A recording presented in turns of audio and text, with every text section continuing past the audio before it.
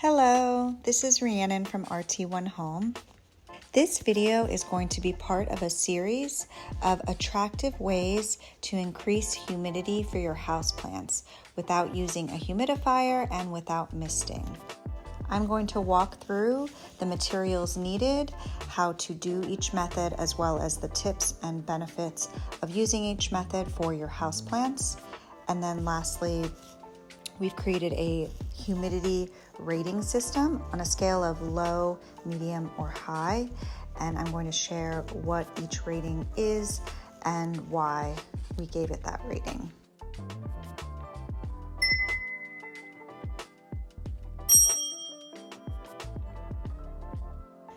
The last humidity method that I'm going to share is using a mini greenhouse.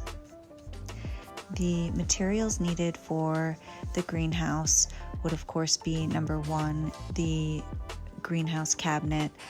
We are using our DIY greenhouse cabinet that, I don't want to go too far off tangent, was kind of an ordeal to create, but I will link the video for how we made that above, and then also share the detailed blog post in the description of this video.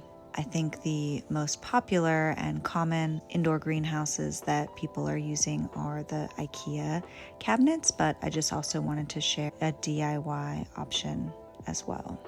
And then for your cabinet, ideally you'll have a good amount of space in your cabinet, so you can choose your humidity loving plants of choice, as well as any corresponding pots and planters that will go with those. You could also put cuttings inside your cabinet in water vessels and glasses. I personally like to grow my seed starts using the indoor cabinet. So you would need, your seed starting materials, starter pots, seed starting mix, and then of course your seeds, whatever you're trying to grow. And then, the same materials as all the previous methods. If you need to plant into new plant pots, you'll need your potting soil, your soil scoop. I also personally like to use the plant coasters and or trays. This will help protect your cabinet from excess water condensation, creating rings, damaging it. Even if it's metal, if there is a lot of water, it could lead to rust. And then of course you'll need your watering can. And then finally, I actually keep our hygrometer inside the greenhouse because it also, I guess it's technically a portable weather station that also measures the temperature and the humidity levels at the same time. So for your greenhouse, you're going to want to make sure that wherever your greenhouse is placed, it's a location in your home that is easily accessible and has relatively high visibility, because you want to make sure that you're going to check on your plants fairly often. So ours is placed in our dining room, actually tucked in the corner right by our back door exit. We have a pretty tiny home. And then once you have your location set up and your grow lights, which again, that's a whole separate video, but once your greenhouse is set up and you're moving in your humidity loving plants of choice, your cuttings or your starter pots, make sure that all of those plants and pots are watered, and then you will place them inside, of course, arrange however you'd like. Ideally, if you are doing a bunch of house plants, you want to, visually just keep your shorter plants in the front, taller plants in the back.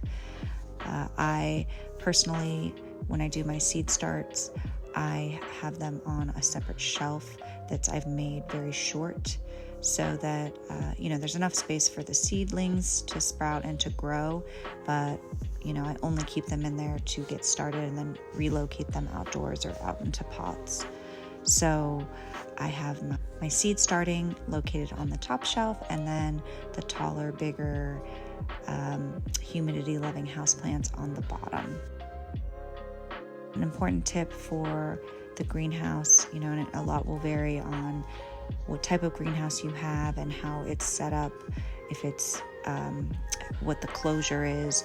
My greenhouse has sliding glass doors, so sometimes I even leave these a little cracked or just open them up leave them open just to let some air circulation in there, check on them. I have, since I've made this video, added fans, which really helps. But you want to just really ensure that there's air circulation to help prevent mold and mildew growth inside your cabinet, because it will get extremely humid and there will be a lot of condensation. And then another tip for the mini greenhouse is you want to make sure that you seal or cover any large gaps, because if there are any large gaps or openings, then it kind of defeats the purpose of the cabinet, and too much heat or humidity will be lost. And then lastly, again, this is a great method for combining with some of the other humidity methods that might not create as much increases in humidity, such as you're grouping your plants, your humidity trays, the water vessels. Placing these inside the greenhouse will really, really boost those humidity levels higher. Benefits of using a mini greenhouse is that you are really creating a humid microclimate indoors for your plants, which is really difficult to do, if you're living in most of our homes have, AC and heat. So it is hard to really get that humidity level needed for plants to thrive. The other big benefit is you are creating essentially a controlled environment, and it's easier to control the humidity and temperature within a smaller space compared to controlling, within your room or your home. The mini greenhouse can also be really space saving. This is a great option for, again, indoor spaces to help control your humidity level for your plants. And then I think a huge benefit is they are great for starting your seeds indoors, especially for anyone that lives somewhere that is, colder and gets, pretty cold winters. It is really great to be able to start your seeds indoors. The weather is not great outside.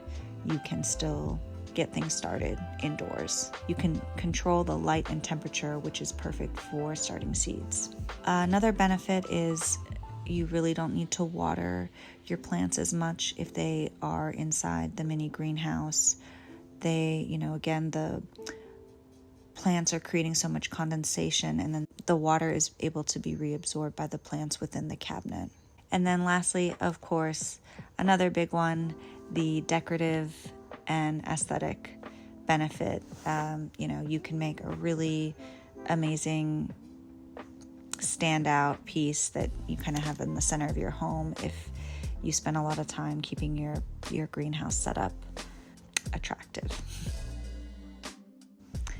And so we rated the mini greenhouse with a humidity rating of high, because with this method, the humidity levels can be increased as much as 30 to 50%. The variables impacting the humidity levels of the mini greenhouse would be the ceiling and construction of the cabinet, the plant density, the cabinet humidity levels, water sources, ventilation, and temperature.